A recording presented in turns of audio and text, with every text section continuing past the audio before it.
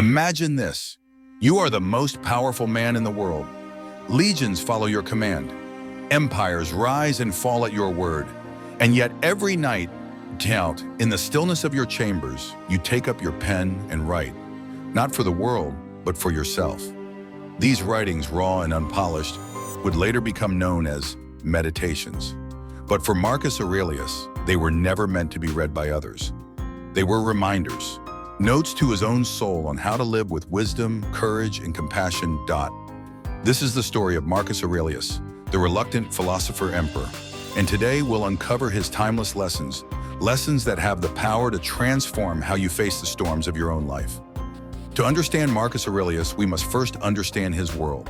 He ruled during what many call the Golden Age of Rome, a time of grandeur and expansion. But beneath the surface, it was a time of immense challenges. The empire faced constant war at its borders, political betrayal within its courts, and even a deadly plague that swept through the land. Marcus didn't seek the throne. He was a scholar at heart, drawn to philosophy, not politics. But fate called him to lead, and so he took on the burden with humility and resolve. What set Marcus apart wasn't his power, it was how he wielded it.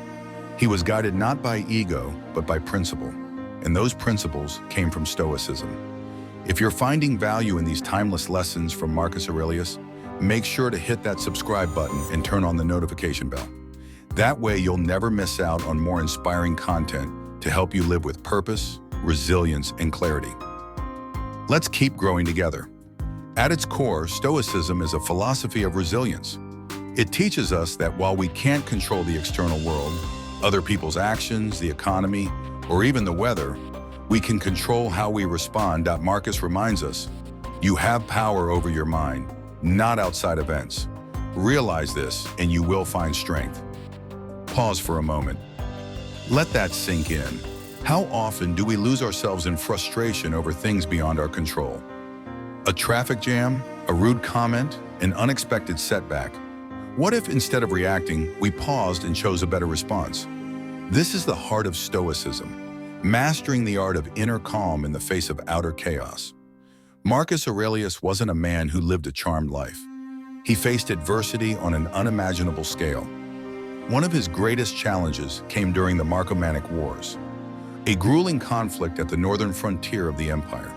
His troops were outnumbered, cold, and starving. Morale was low. Disease swept through the camps, claiming countless lives. And yet, amidst all this, Marcus found a way to lead not through fear, but through example.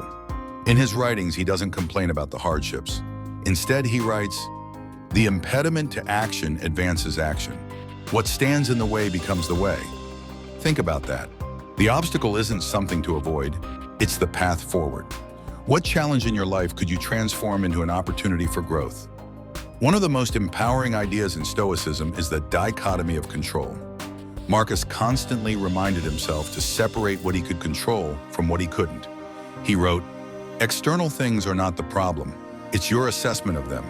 Remove your judgment, and the problem disappears." Here's a practical example. Imagine losing a job.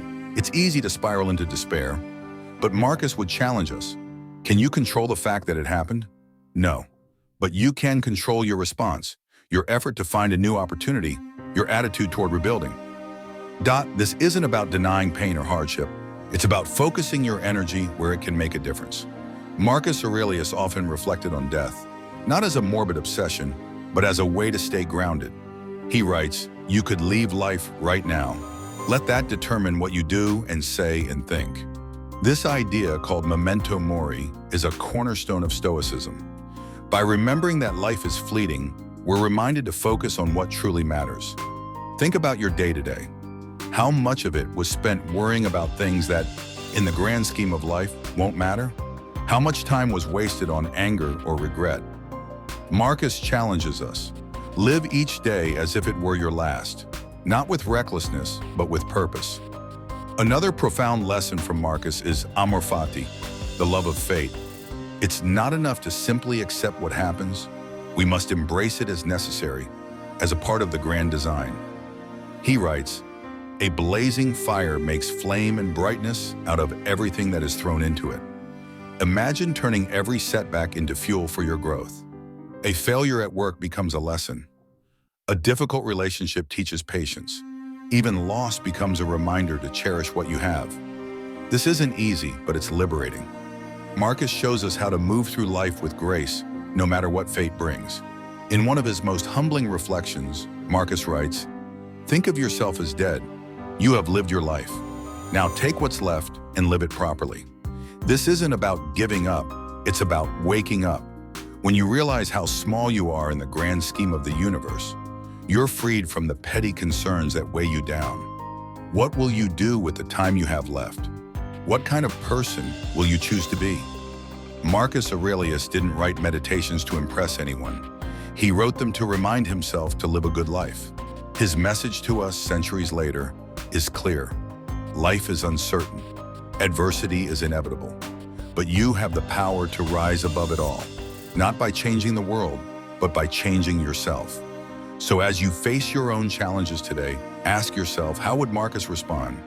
Because in the end, the measure of a life isn't the storms we endure, it's how we sail through them.